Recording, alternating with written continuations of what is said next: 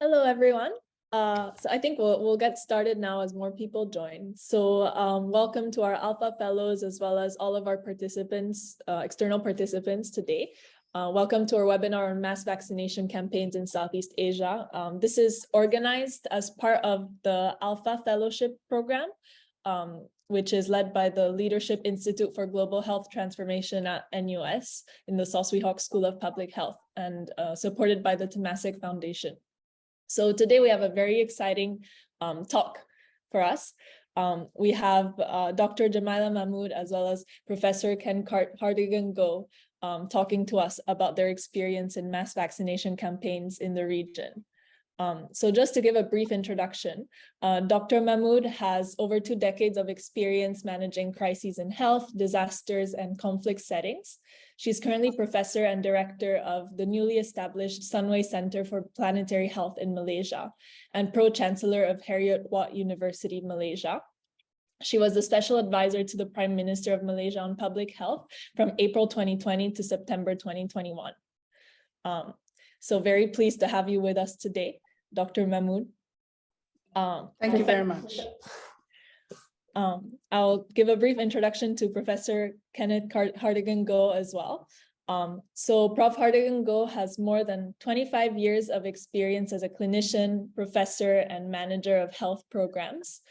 He holds Doctor of Medicine degrees from the University of the Philippines College of Medicine and from Newcastle University in the United Kingdom.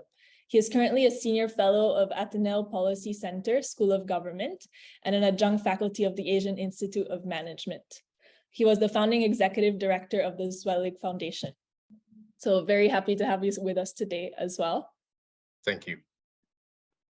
So now I will hand it over to Jeremy and to our speakers to begin the discussion. And this will last about 1 hour until 12 p.m. Yeah. Thank you.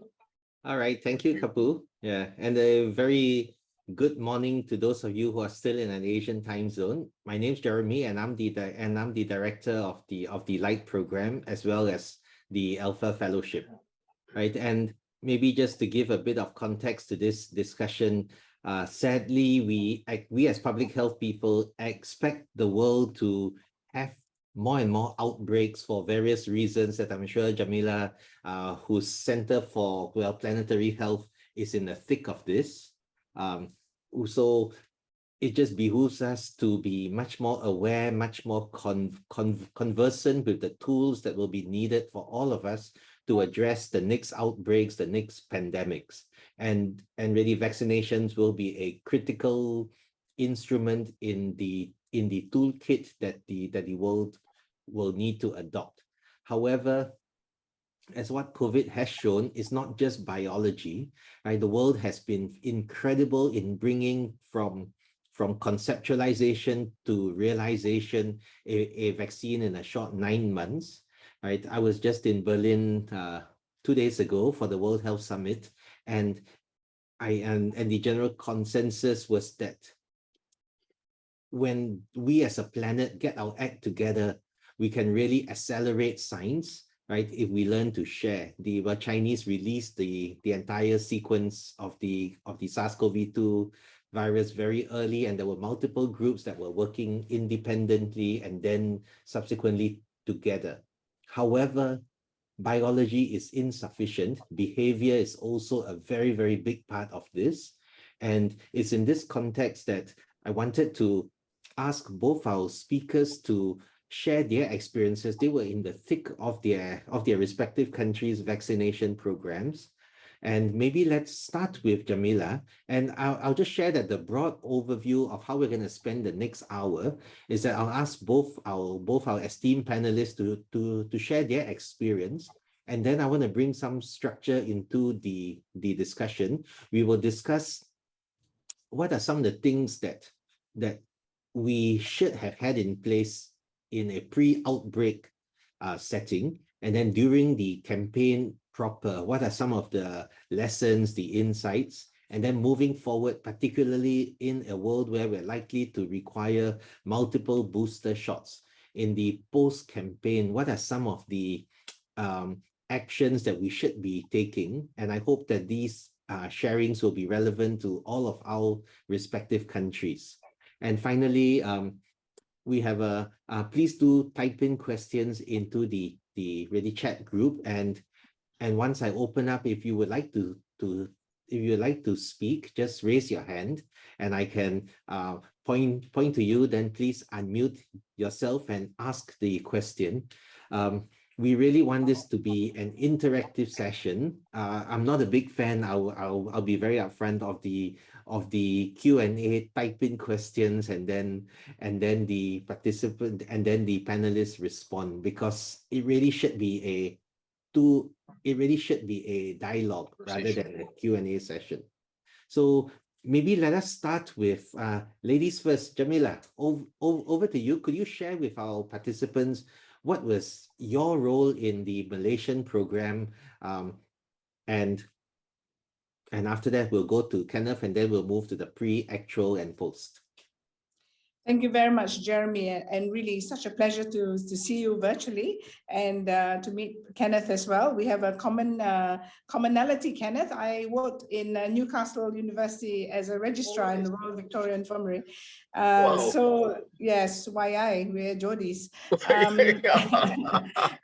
So I'm a medical professional, as you know from my CV, but I happened to return to Malaysia from my job in Geneva to actually escape COVID in Switzerland, and was pulled in to support the Prime Minister on the COVID sort of response, but more importantly, looking at reform of the health system.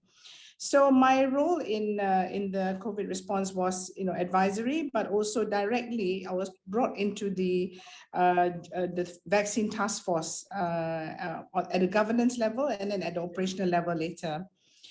And your question, Jeremy, is about what was it pre-vaccination, what were the conditions?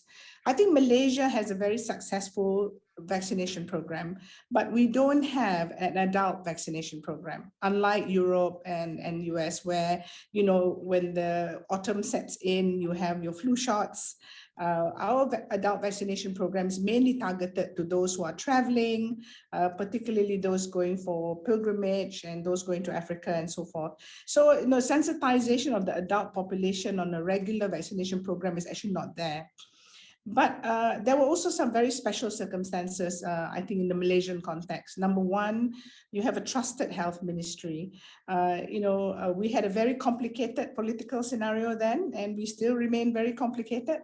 But what was constant was the Ministry of Health. And I think that was a very, very important factor, because it did give that stability in the health response, the trust, of the Director General and the officials, at state level, at federal level, and so on and so forth. Our special circumstance as well, compared to maybe Philippines and Singapore, is that we have a very large portion of undocumented migrants, as well as migrant workers and refugees. So, the complication was, what were the considerations for them? But I think that, what was really important was all this, for me, created opportunities.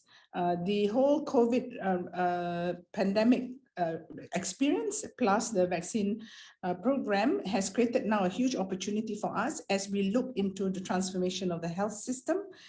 We are actually in the process of developing a health white paper, which I'm fortunate to be a member of the Advisory Council on, along with many of my colleagues who were working with me during the vaccine program.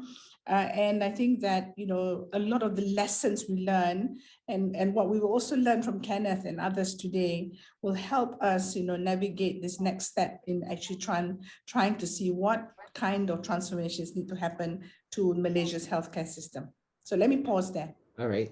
Thank you so much, Jemilah. And it's a very pertinent point that for most of us in this part of the world, vaccinations are almost synonymous with children or with early childhood. So this entire notion that adults also need to be vaccinated, that sensitization just isn't there. right? And particularly for the seniors, I'm not sure how it is in other countries, but in Singapore, we had a lot of difficulties with the seniors, and I think that's the same reality that China is living through, which is why it is struggling to let go of its zero COVID ready strategy. Maybe can we turn to Kenneth for Yeah. some perspectives? Ken, over to you. Thanks. Thank you very much, Jeremy, and very, very nice to meet you, Dr. Jemilah. All right. Maybe a bit about myself. I used to be the Food and Drug Administration Director General, briefly in our Department of Health, and serve as Undersecretary also in the Department of Health. And currently be working in the academe. My role in this COVID vaccination program, I wasn't involved at all with policy making or design of any rollout program, but I was a frontliner volunteer working in the front lines together with other medical and health professional volunteers in vaccinating the population. So I had worked for a year in 2021 with the Quezon City government, a city where I reside. And this was undertaken in the University of the Philippines compound. And I learned a lot on how we could have done things better.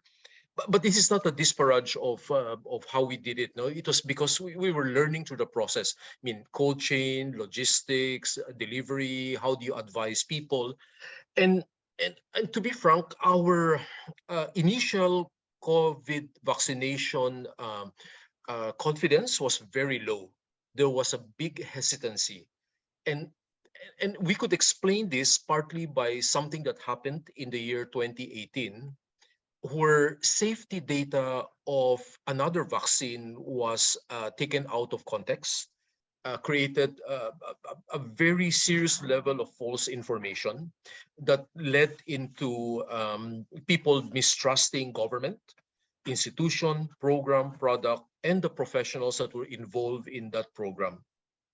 As a consequence, our confidence to vaccine, general confidence, that we experience as 93% confidence in the year 2015, suddenly and precipitously dropped in 2018 down to 32% level of confidence, which means that there is a heavy rejection. And unfortunately, and to give you a little bit more context, this crime story that happened, people actually died, not because of the vaccine in question, but because population rejected general vaccines like MMR. And we had evidence to show that people died because they rejected the measles vaccines, and measles epidemic was happened in 2019. And it's too bad because those things could have been prevented. Now, with respect to COVID vaccine acceptance, in the first quarter of the year 2021, I mean, the way the government handled not just vaccination, but the way we handled leveling the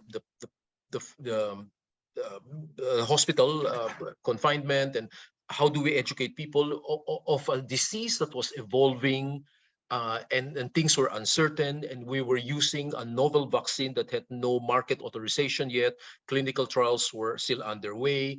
The delay in procurement, and then there was an issue even of justified smuggling by our Philippine government of a vaccine that has not even been given emergency use authorization, did not vote very well with our population. So there was a mistrust. But over the years 2021, the trust for COVID vaccination slowly improved, despite the fact that we had all these baggages. No? And I'll share with you a little bit more stories later on how we could improve confidence building through transparent communication. But really, vaccination is not just science. As you mentioned, Jeremy, earlier, getting a vaccine is really an emotional decision. Despite all the logistics, the science involved, the cold chain, the campaign, the communications, addressing adverse event with credibility and transparency, even if you put all those things in place, at the end of the day, do I trust my government enough for them to give me this vaccine? And it is a fascinating story to tell. Yeah. Thanks, Ken. Yeah. And there's so many topics that we can cover. Maybe before we dive into this, since we're on the topic of trust, maybe Jemilah, can you share? Malaysia is multi-ethnic. It is very diverse, and as we were discussing earlier, there is a significant migrant worker population, those who are documented as well as those who are undocumented, and the virus doesn't differentiate, right? So what are some of your thoughts around building trust in a pre-outbreak setting with these populations that the government hardly touches? Yeah. So you want me to focus on that? I have other things to say, but I'll let you talk about that first. Yes, please. I think that first of all, we were in a very, very unfortunate circumstance, I would say. There was some, arrests of migrants, and we didn't treat them very well. They were cordoned, they were treated like criminals, and that kind of eroded the trust of the migrants and undocumented population as well, that this was really a witch hunt, to flush them out. As a consequence, the detention centers became very crowded and became then, the epicenter of outbreaks when that overcrowding happened. But we were very lucky because I must say, I think it was the strong leadership of the minister in charge of the vaccination programs, together with the Ministry of Health officials, senior officials, and at a very systematic COVID task force that brought in a multitude of stakeholders, not just the government and the Ministry of Health, but also the Ministry of Defense, bringing in civil society, bringing in the private sector. So the outreach and rebuilding of trust to the migrant community, obviously, a lot of it was through civil society actors, going down, targeting, some of those messages, but also, if I can give an example, that leading the vaccination program with them, right, going out to them, outreach and so forth. And don't forget, a lot of them were working already in industries. So the vaccination program in Malaysia was quite unique. 50% of the vaccines were delivered through the private sector and civil society. But, we had vaccine centers that were set up for industry, set up for public. And at one stage, even foreign workers, anyone could walk in to get a vaccine. So I think that kind of, really helped us to address this issue of vaccine equity, number one. Number two is that, the virus doesn't differentiate whether you're a migrant or non-migrant, and we are all at the end, at risk. So I think this has really exposed, the issue of equity in health in a country like Malaysia, not just migrants versus non-migrants, but also poor versus non-poor, right? And rural versus urban. This is a big lesson for us to take and improve on. But having said all that, building trust was about not just giving the facts, but the persuasion science that's required, right? But what kind of information and behaviors do the leadership exhibit to then show the public that, this is a good thing. We had our fair share of, vaccine hesitancy, ivermectin, group, everything, right? And even though you had all the science and the data, how then do you counter? I think that, this was another huge learning for us, that as medical professionals, we tend to think that we are people of authority and people will listen to us. And yes, for the majority, I think they do.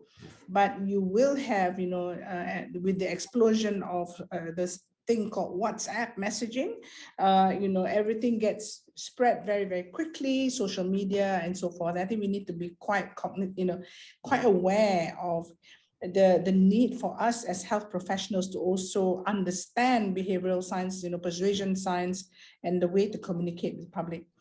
Now, I want to give you one concrete example so that, I think it's always nice to tell the stories and the examples. You will recall that, we were part of the COVAX facility, and we therefore had AstraZeneca vaccines coming in. And at the time, the global discourse on AstraZeneca was quite negative. It's a geopolitical discourse. Obviously, there were people who wanted to protect more of the US, European vaccines. And so there was some hesitancy on AstraZeneca. I think the minister in charge of the vaccine program, because we all sat down and talked about it, and we said, one of the principles of persuasion science is the principle of scarcity. At the time, we didn't have all the vaccines we needed. They were coming in batches. We were at the mercy of the pharmaceutical industry sending us, I'm sure Philippines in the same place, right? Waiting for, and public getting anxious, and we didn't have, enough vaccines. Yes. Now, what we did was to then opt in for AstraZeneca. So created a kind of campaign where if you want a vaccine early, you can opt in for AstraZeneca because it's here. And that led to the website crashing. I mean, people were just rushing in to get their dose of AstraZeneca, and what it also showed us was that, in the age of digital sort of technology, the younger people will then have access rather than the more vulnerable older people, right? So this was another thing that we had to really, balance out, right? But nonetheless, we did manage to get people vaccinated quickly. Now, when people come for vaccination forward, it was so cleverly done that, to think about, because we knew it was younger set coming, the Instagram moments, right? Creating those, things that people can actually take photos and post on social media. And that created a lot of trust because of what we call the social pressure, social and peer pressure, right? Because when others are doing it who are familiar with you, you would rather trust them than a minister or somebody in authority telling you, because this is validated by people you love and your family. And maybe Jemilah, just a quick question. We as medical people tend not to like patients to record, to take photos when we do procedures. Do you have any resistance on the part of the vaccinators saying, "Ayo, how can we have people taking photos, right, and really recording and then putting on Instagram?" Yeah, please. Yeah. I think no. I think that initially, no. I honestly, if you ask me, when I reflect on because I was very deeply involved with the vaccination program, and I was there every day at the vaccination centers.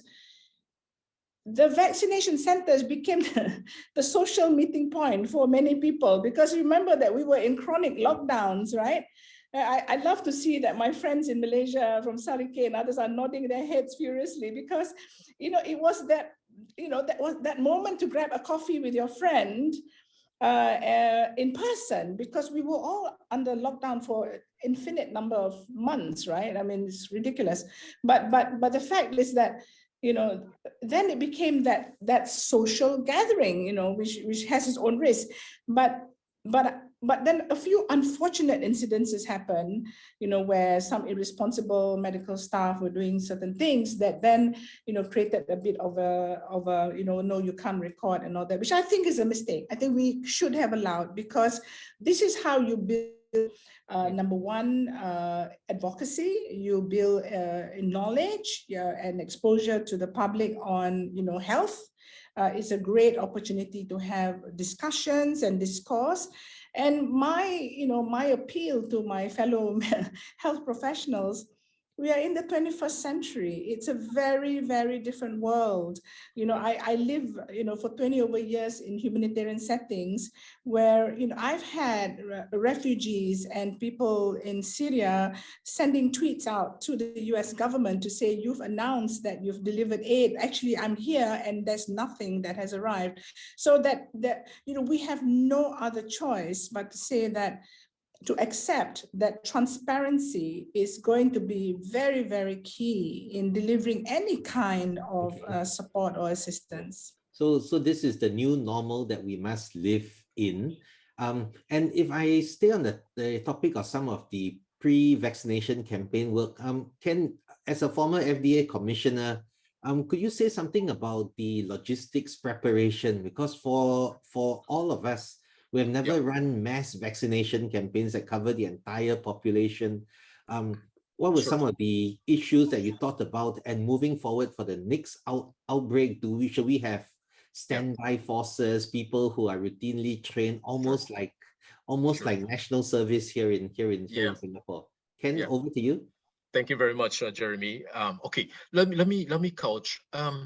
Vaccination program is not the business of the Department of Health or the Ministry of Health. It is a collective government. The politicians making the decision, the technical programs, how do you roll out, and working with the devolved local government are all part of the equation. First thing is to make sure that the vaccine has been studied well and that there's a cost benefit assessment. Now we have an EPA program, so pre-vaccination, we have plenty of experience on those things, and we have very good people, central government working with local government, working with the teachers in the health centers and the school-based program.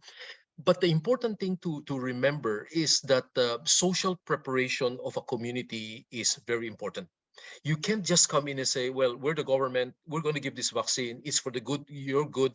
But people now are starting to question, and it's important to socialize with the parents and their school teachers, and gravitate to the barangay village health workers, because they need to be the one to explain this well. Now, having done that, then the next thing is to work with a logistics outfit to be sure that cold chain is maintained.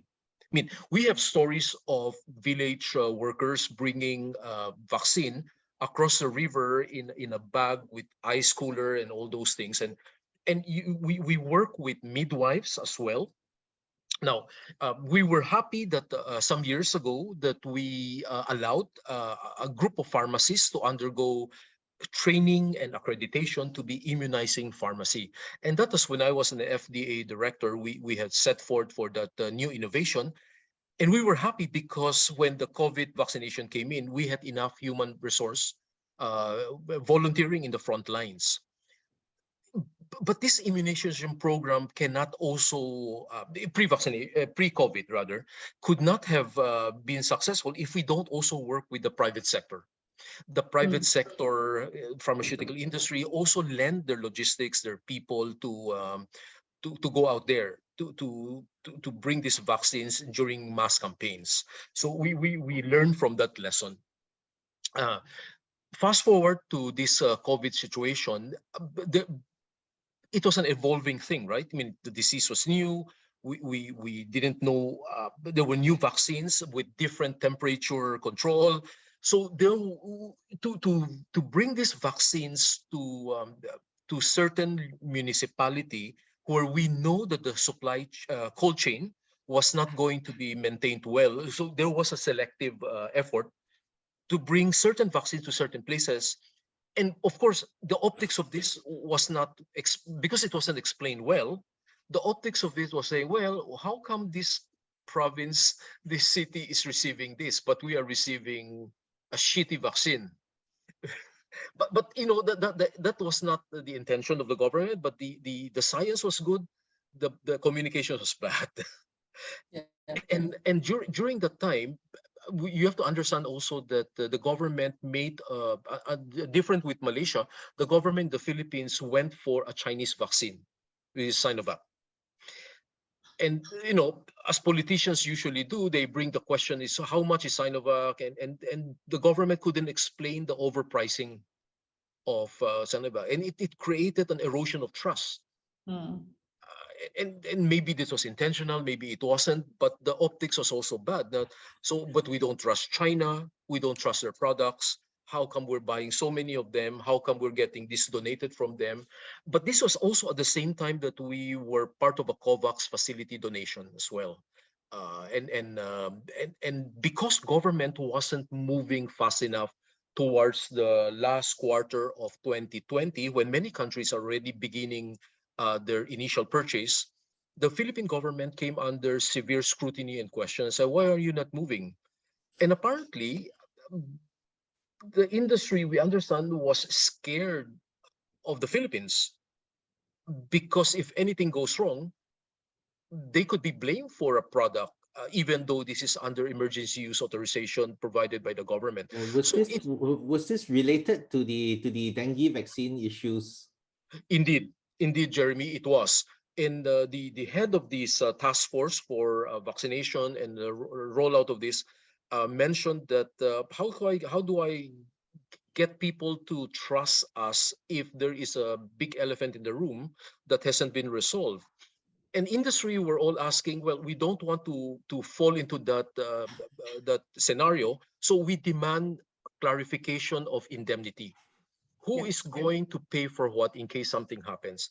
And those discussions didn't proceed until first quarter of the year 2021. So there was a delay. By then, many of these products were already, advanced orders from countries around the world have already made these reservations and booking. So we had a hard time catching up. No. Interestingly, the Philippine government says, well, okay, for now, we're going to allow the private sector to participate in purchase. So go ahead and purchase, but we want 50% of what you purchase donated to the Philippine government. Ooh, okay. Did that go down well? It was done well. It was okay. I mean, the industry was happy because the industry leaders knew that if we didn't take steps to help the government, we're all in trouble. This is the question of how do you balance health and economy, which I thought is a good discussion. Because that means the leader has to take some level of risk. How much? Now, if you have a polarized extreme group saying no, we have to make sure that the hospitals are not overwhelmed. So lockdown, lockdown, lockdown.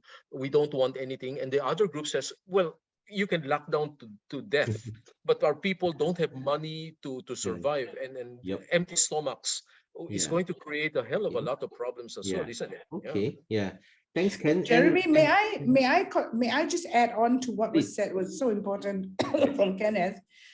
I think that one of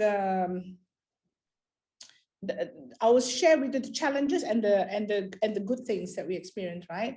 I think you're absolutely right. The fact that we had a multitude of vaccines to choose from, and the recognition by WHO on the different types of vaccines came at different times, right? Yes. So Malaysia has a significant proportion of Chinese ethnic groups who trust the Chinese vaccine.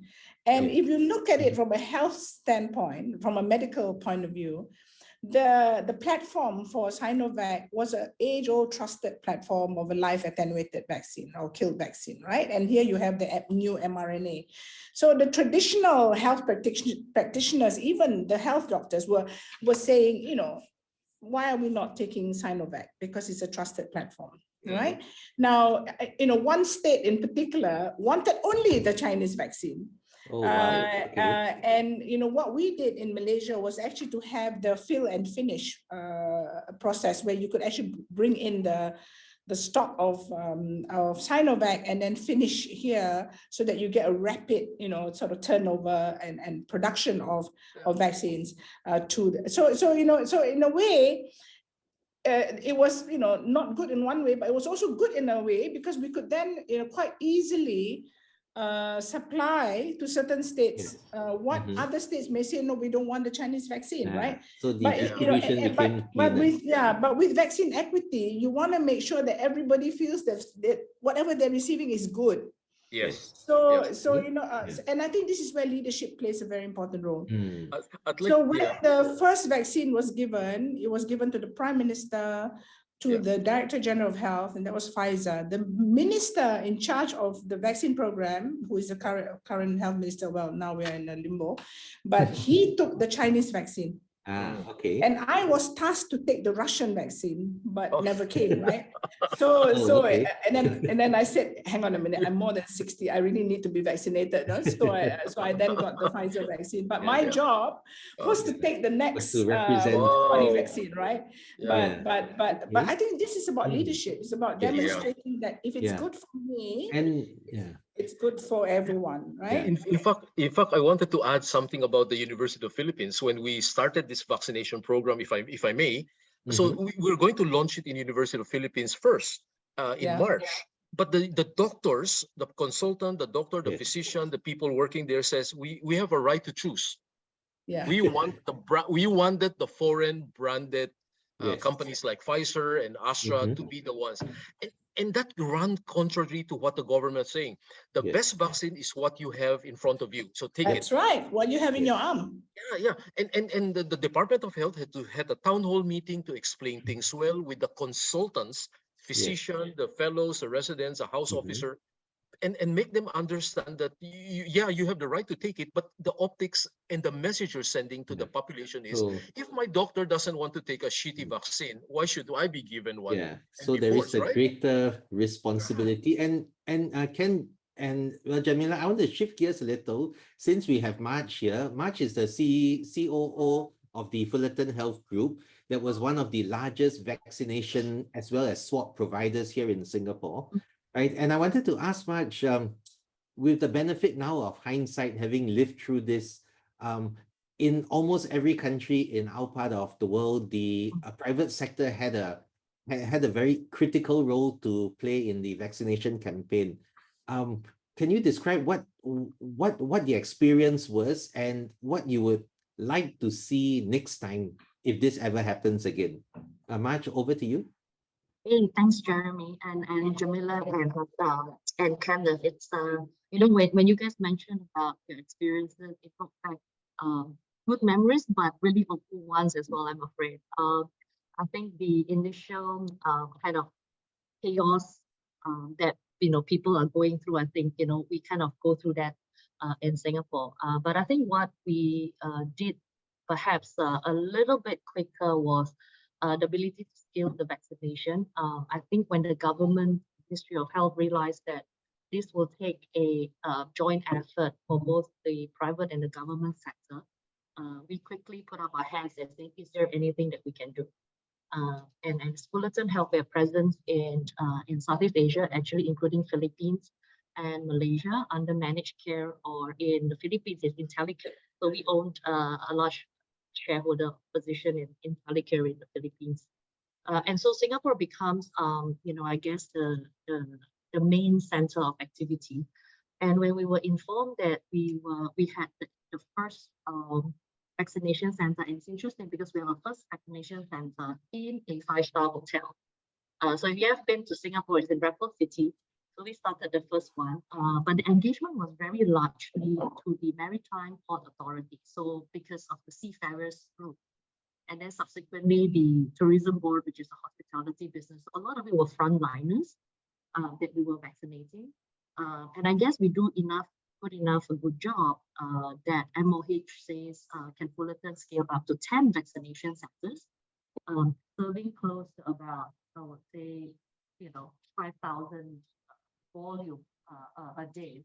And I think that's where we really need to scale up very fast. And I'm glad that they also have the foresight that it's a joint effort. It's not just a government initiative, and it should be a public-private partnership. And we were able to go into that very quickly. And I think that's the part that perhaps we were ahead slightly against the rest of the region. But I think what I learned as well is, how do I then take my learnings and experiences and share it across the Fullerton Health Network, and that's something that we try and do in the Philippines as well. Unfortunately, though, the access to vaccines are as limited as both of you have mentioned. It was hard to get access to some of the mRNA vaccines. The reason why I say we have a lot of regional corporate clients in Singapore who have footprint in this region as well. And if Singapore gets it, can my colleagues in Philippines or in Malaysia get it as well? And I think that's where the difficult conversation, because it's very B2G conversation, and that sometimes doesn't take place as quickly as we like. Okay. Yeah. So that's really more of my comment. Yeah. Jeremy, Yes, can I just say something to Marge? Yes. I think you can't compare Singapore with the rest of ASEAN. The reason is this: Singapore, and this is a lesson, I think, for our health ministry in Malaysia, and I hope for the rest of the region as well. When you have a novel disease and a novel virus, right, you will be never 100% sure that Mhm. the vaccine is going to be 100% safe, right? And with every vaccine, it's the same. But the fact is that we missed an opportunity. I mean, Singapore hedged and put in the investment very early into mRNA vaccines and therefore had the first in the region to receive. We should have, as a region, come together in solidarity, like the EU, and did also a mass procurement for the region. Mm. I think there was no solidarity, and that's a big lesson, I think, for all of us, that we need to be better at thinking about each other in the region. Yes, Yeah. Singapore can go ahead and order what it has, but also all of us should have come together and said, let's do a block booking that, you know, the region is not safe till everyone is safe. I think that's going to be very important for the future. Yeah, Yeah, thank you. Yeah, thank you for saying that, Jemilah. I will put in the chat group a recent commentary we wrote for the Lancet that's on a revolving fund. And interestingly, in Berlin at the World Health Summit, I think some of the ASEAN leaders who were there agreed that we need to do better regionally. Yeah. Yes, Ken, please go ahead. Yeah, thank you. First, I want to thank March for the contribution that they have done. Without the private sector, we would have been in trouble in the Philippines. The private sector helped explain to their employees and workers the necessity for getting a vaccine, getting a booster, because they were scared. They found out that only 1 out of 5 of their employees want the vaccine. At that time, at the height of early 2021, and they said, oh dear, I've already procured so many and 50% have been donated to the government. And what do I do with my stock if my workers doesn't want it?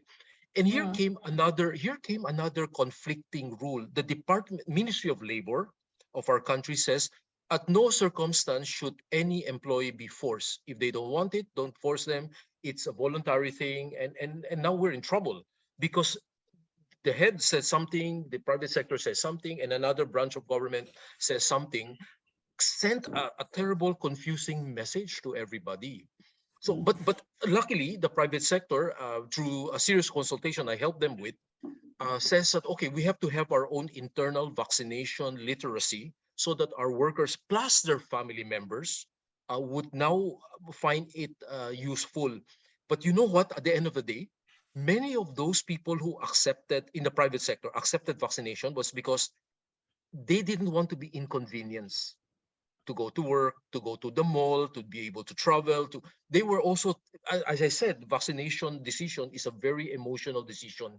So there were other things that contribute to their decision to get vaccinated, and it's not always because of the protection. Back to you. Thank you. Yeah, thanks, Ken.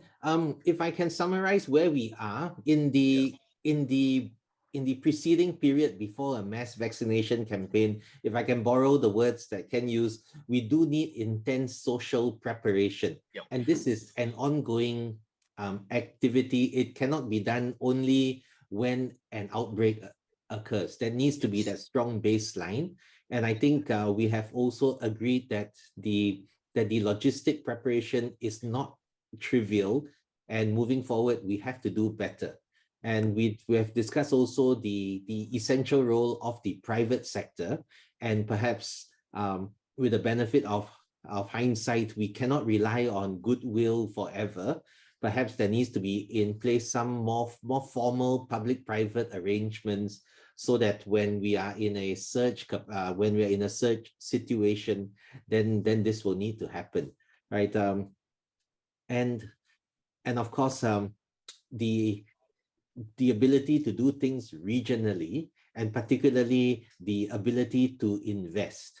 Right, Singapore was very fortunate because the government had set aside $100 billion to tide Singapore through this pandemic, and hence there was resource to essentially do advanced bookings for really vaccines.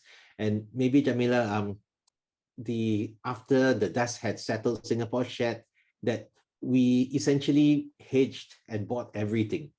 Yeah. Right. So there were pre-orders for everything that that an expert committee deemed to be higher odds. So it wasn't just the mRNA; it was a multitude of different vaccines. Yeah. Yes. I'm mindful of the timing. So if can I ask both of you before we open up to the participants, moving forward, let's assume that COVID goes into some sort of chronic state. What do you think your own countries and the region should do so that we are better prepared for the next round? Maybe let's start with Jemilah. Yeah, I think honestly, this is a challenge. As time goes by, and we're seeing it now with the boosters, right? The vaccine boosters, that there's more hesitance. Although we had a very good uptake on the first and second dose, less so on the third, and terribly low for children, right? Because parents are still nervous about giving their children vaccines. But we also know that I think we need to acknowledge that we have a significant portion of our population vaccinated. So I think that, what we want to look at is, I think we've got to stop being fixated by numbers. I tear my hair out trying to say, stop giving the numbers and tell the situation of, whether we are coping, what is the mortality, what is the, serious morbidity and so forth, right? I think that's how you educate patients, that it's not about zero COVID. It's about, you have to acknowledge that this disease is going to be circulating for some time. Yes.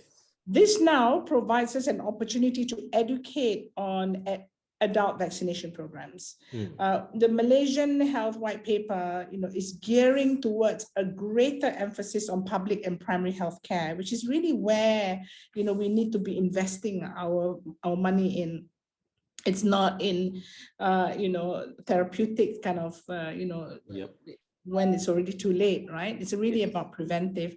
So I think we need to all now come together, both private and public sector. And this is a challenge. I'll put the elephant in the room. In Malaysia, we have a dichotomous health system. We have a public health system that is catering for the masses. Yes. Then we have the public health system, a private health system, and the private health, the general public will actually pay out-of-pocket expenses for primary care in private sector, but when it comes to secondary care, they go to the government sector because of costs, right? So I think this has exposed to us the need to quite radically transform, and invest in the primary and public health care. And with this, I think a couple of disciplines that need to emerge in our health sector. One is on behavioral and health communications. But the other, of course, is, what is the true partnership that really needs to exist now between the private and public sector for the greater public good of primary health care, right? So I think this is where we need to really focus our attention. Thanks. Ken? Yeah, thank you, Jeremy, for that question. I resonate to what Jemilah said. In the Philippines, what can we do in terms of the booster? The level of booster uptake is still very low, and partly the reason of this is because there's no more lockdown. People are free to move around with their masks, and also that the temperature fear for having COVID is actually low. Media does not report anymore the hospitalization rates and the cases, but also there's an issue of not having enough government vaccination sites kept open to get access. Lastly, you have to understand also that there is a fear for use of expired vaccine, because many of the vaccines that were procured earlier have now reached expiry, and the FDA has not granted, with industry concurrence, granted an extension of the expiry dates. But people mistrust this, you see. They mistrust this. Now, so what can we do? You know that in many countries are in Asia, in the Philippines included, we have now the promotion of universal health care. I think we should take very good advantage of this to bring back literacy about primary health care and the roles of health professionals, what we could do, and when people make good decisions for their health, that there's a demand generation rather than a supplier, provider, government top-down approach. Back to you, Jeremy. Yeah, thanks, Ken. And hear you loud and clear. Here in Singapore, the Healthier SG, we're learning the same lessons of the centrality of really primary healthcare. It's Alma Ata 1978. Yes. This time we are taking it seriously. And in fact, our own health minister in Berlin said that if it wasn't for COVID, there would not have been the political momentum and the public understanding for how important primary healthcare is. So if, as seen in this light, Singapore is seizing the opportunity to make, I guess, lemonade out of lemons and try to put primary care where it rightly belongs. I want to open it to the participants for any questions. Does anyone want to ask any questions? Please either type into the chat or just put your hand up, and I can ask you to speak and engage. Yes, Nikita, please. Thanks, Jeremy, and thanks to our speakers. It was a really insightful discussion and very interesting to learn about all the different facets that go into a vaccine campaign. So thank you for that. I just have one question for Professor Kenneth Go about the Philippines story. We heard a lot about the mistrust among the population before the pandemic, and I guess even during the pandemic. So could you share some insight into some of the trust building strategies that your government used to improve vaccine uptake? All right. Thanks, Nikita. Ken? Nikita, thank you for your question. The government of the Philippines is not trying to rebuild trust because they are refusing to confront the elephant in the room, which is the safety profile of a dengue vaccine that has been politicized badly. Fake information went out, and the safety data that the company presented in their file was taken out of context and weaponized to instill fear. There were many speculations on the reasons behind this, but the point is, even up to now, despite two epidemics of dengue in 2019 and 2022, the government refused the call of certain technical infectious experts to review the need to bring back a dengue vaccine. And that's very sad, because the elephant in the room is there, but they don't want to confront it. They don't want to resolve it. So I'm sorry, but the Philippine government is not doing their part to address this problem. So I don't think they are they will be able to bring back trust unless unless some other sectors do it for them. Yeah. So Ken, maybe before we leave this issue of trust, if the government doesn't step up, or it doesn't step up sufficiently, what are some of the other levers? Really, Jemilah mentioned about civil society. There are also professional groups, colleges of doctors, and so on. Are there any thoughts on what was done? Right. I gave a talk recently on this, and my conclusion was the second part of the equation was, for evil to triumph is when good men does nothing. They refuse to do anything. It's not my problem. I'm apathetic. I don't want to get involved. I could get sued. I'll be trolled. So we have many good experts or health professionals. They know that this has been wrongly messaged out, but they refuse to take part because they are afraid. And I can understand that, because leadership is a privilege given only to a few, and we have such few brave men left, or men and women left in our country to run a health system. We don't even have a health secretary yet in the Philippines. Okay. Despite that we have now a new administration. Yeah. Thanks, Ken. Eli, am I pronouncing your name? Almost there. Elil, Almost sorry. there. It's Elil. Elil, sorry about that. Elil, I'm professor of public health and policy at Sunway University, working with Jemilah. Yep. Very, very interesting conversation. I like the kind of move from talking about vaccines to talking about vaccination, because that's ultimately the most important thing. I would like to encourage that while we think about our countries and our region, that we also need to think globally.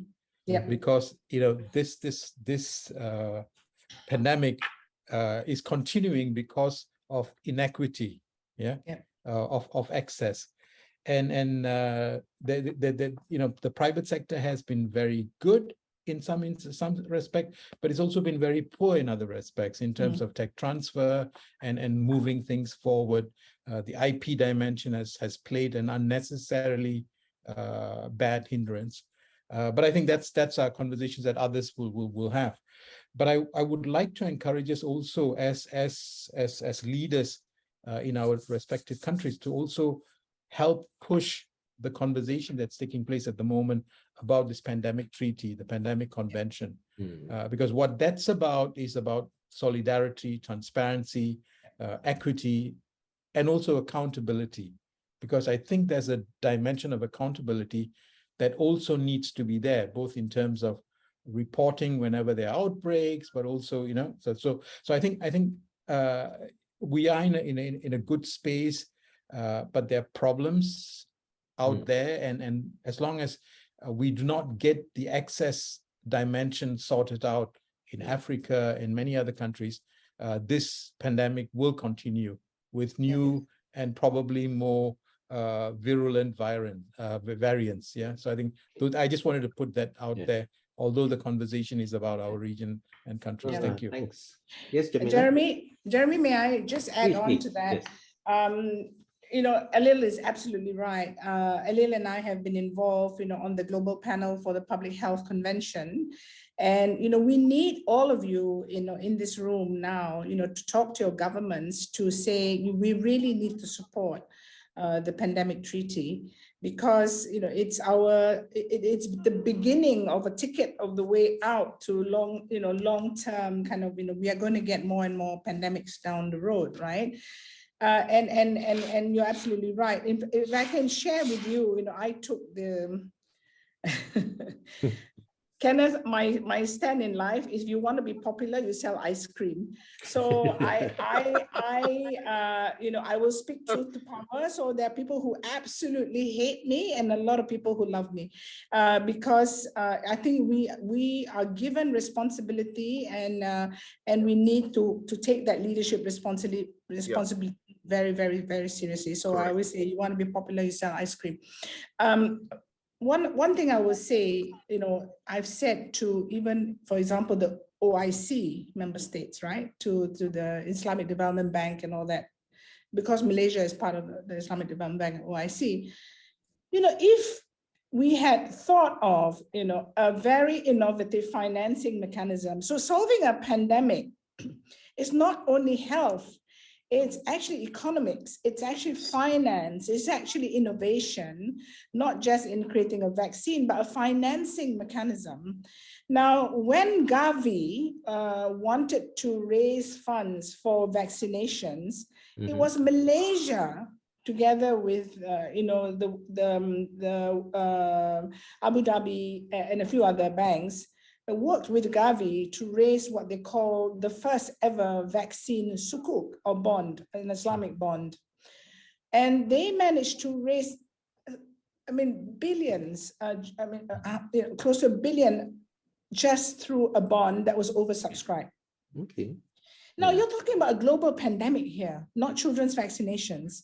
Yes. Had we come together then to bring the financial sort of innovators to think of a bond that could have saved, the African countries and protected, the most vulnerable, Syria, Yemen, we could have, then supported them. But instead, and I want to put this on the table. If you look at the Human Development Report that was released on the 9th of September, we are facing a very polarized world, and that that needs to be in our minds. The polarization of the world right now has led us to become very individualistic and fighting our own battles, right? Yeah. So I think this is really critical. Yeah. I am mindful of the timing. We've got 2 other hands raised and 1 question in the chat. Maybe Julie, can I consolidate questions and comments? Julie and then Alex, and then I will ask Rauda about the vaccine equity question. Please, Julie, over to you. Thanks, Jeremy, and thanks very much, Jemilah and Kenneth, for your presentations. My name is Julie Leask. I'm at the University of Sydney, and it's wonderful to join and hear the talks today.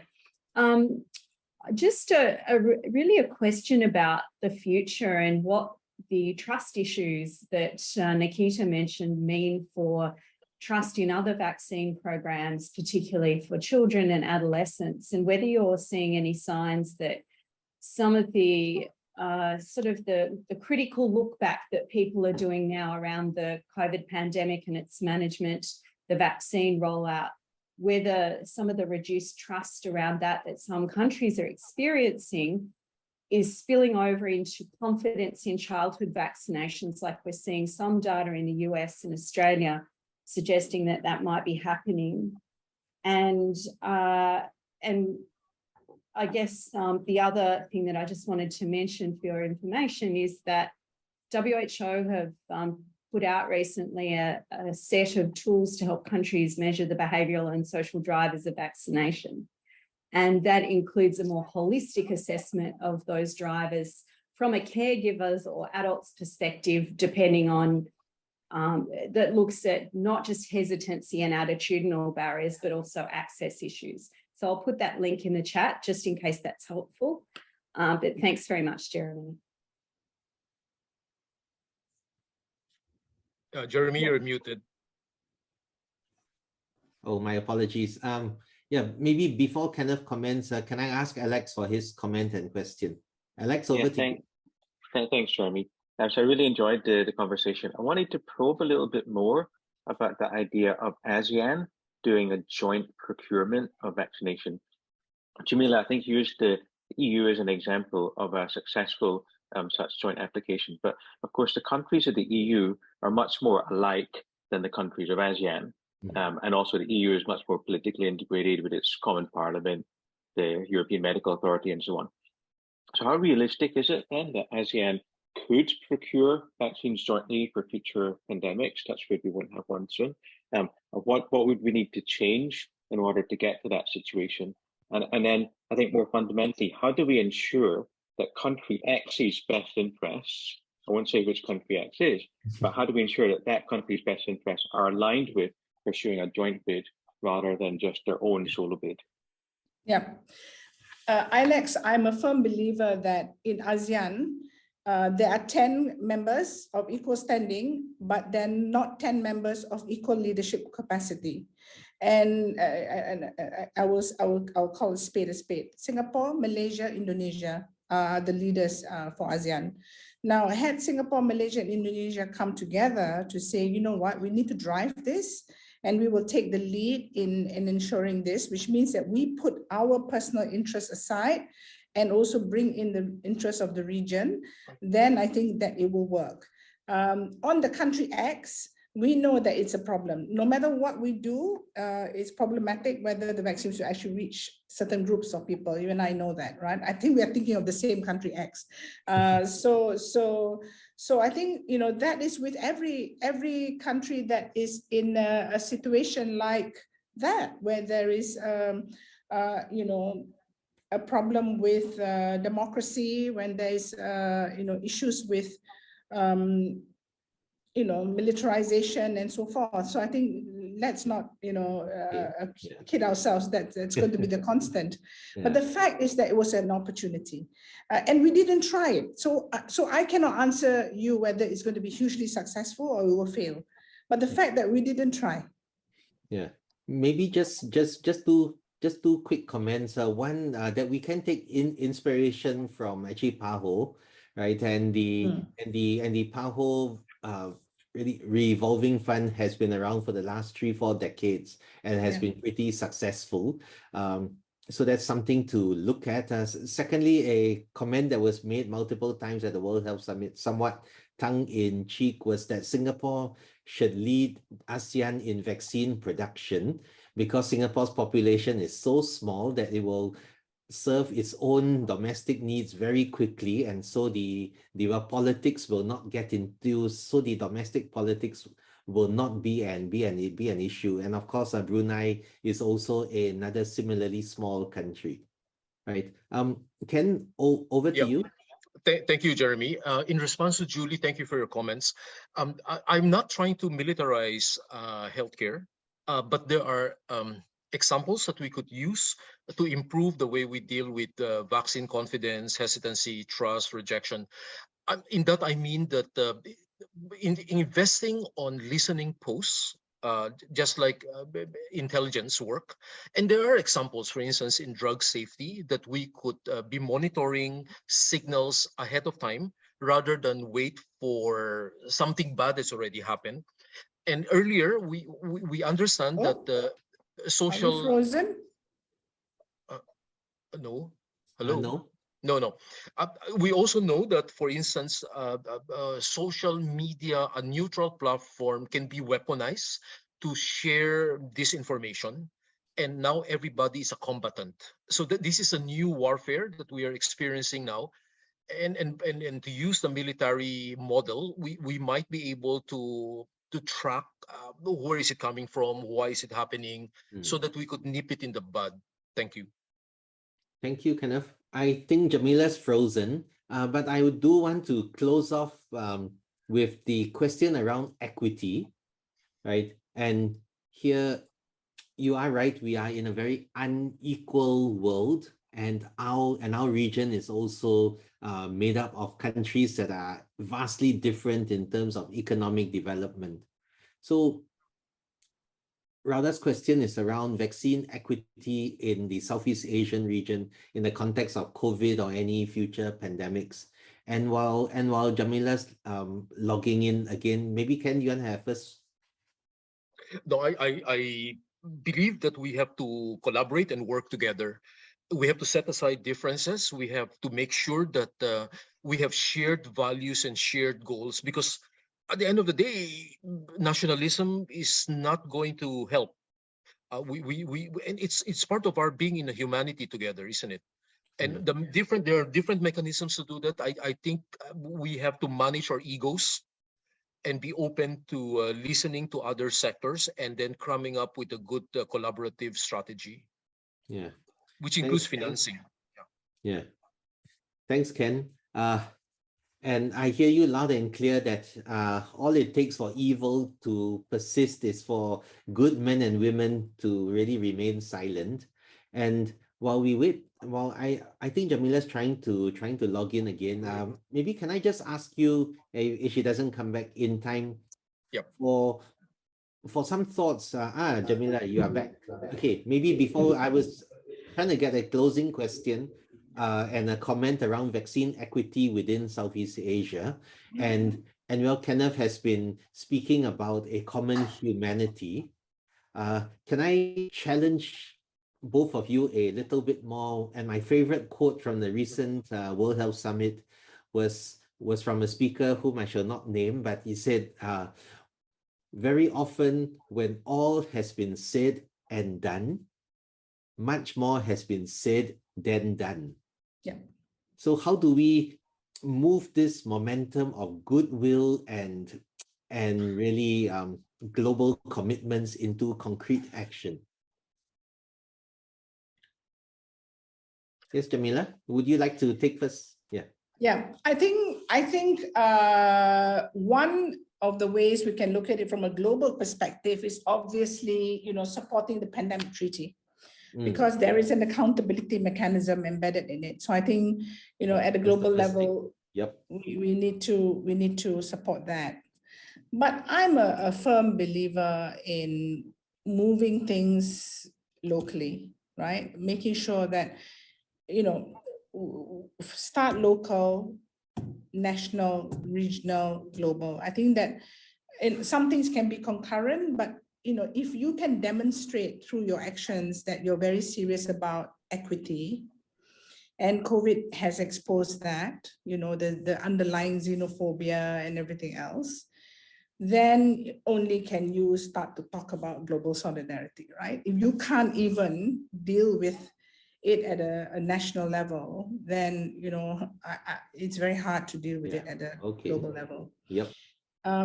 Number two, I think that we've got to tell our stories better. The narrative has to be better. We got to, it's very easy to criticize, right? To say, oh, this is bad, this didn't work well. But what about telling the stories about things that actually worked very well, right? COVID was a time when all of us were challenged. the most challenged were the healthcare workers, particularly in public service, right? Yes. And yet they carried on, and were stoic and were the real heroes. But everyone else stepped in. If you look at the vaccination program, seeing retired people coming back to offer, their time to vaccinate and so forth, it is a fantastic nation building opportunity as well on solidarity. Yeah. The third thing I would say is that, as you know, I'm a humanitarian at heart. How do we now build the understanding that it was the migrants, it was the foreign workers who were actually allowing us to put food on our table, right? The ones who were doing all the dirty work in the markets, the ones who were in the factories, who were, producing PPEs and so forth. I mean, how do we now turn that narrative of one that we are all interlinked and we are all dependent on each other? And how do we become a nation and people who can be grateful? For me, to be grateful for even the smallest part of societies that's not seen, right? I want to give you an example of Amazon. I know it's not the best example in the world, but whatever it is, I'm sorry, I'm not going to give you Amazon, NASA and the space program. When JFK said, we're going to put a man on the moon and bring him home safely, when apparently when JFK was walking around Cape Canaveral, he met a janitor who was cleaning the floors, right? And he asked him, so what do you do here? And he said, I'm here because I'm working to put the man on the moon. You see, that powerful narrative of a common vision and a common cause that we are going to work hard towards. How do we build that kind of solidarity that, we all want to get out of this pandemic together? Yeah. Okay.